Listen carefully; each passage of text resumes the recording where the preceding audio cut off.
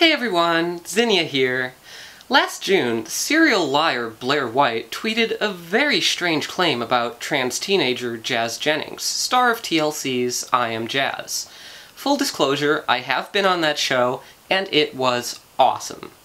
Quoting an unsourced image with a misspelled caption, Blaire stated that children should not be allowed to transition because trans girls using puberty blockers will supposedly have permanently prepubescent genitals that cannot be made into a neo-vagina.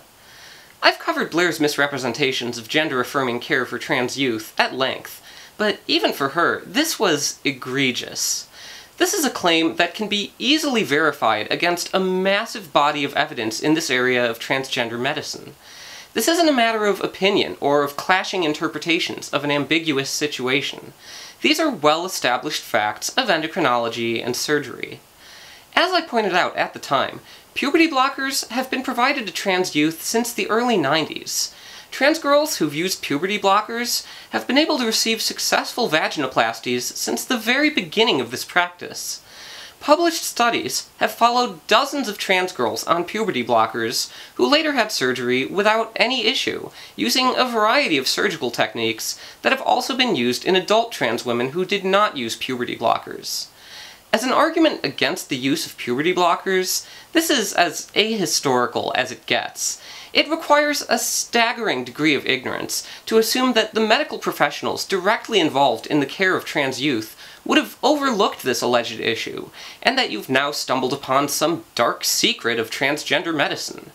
You can find out all of these things before you talk about them, you know. That's not some kind of secret Zinnia life hack. You can just look it up. So imagine my complete lack of surprise at seeing the headlines this week. Jazz Jennings is preparing to undergo gender confirmation surgery in less than a month.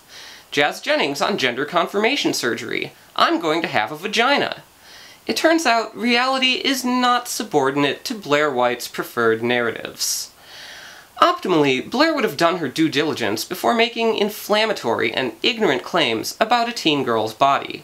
Because she did not do that, there are now thousands of people repeating her entirely fictional claim about this supposed effect of puberty blockers. The most appropriate course of action to remedy the harm that she's caused with her irresponsible statements would be to retract her claim and acknowledge that this was in error.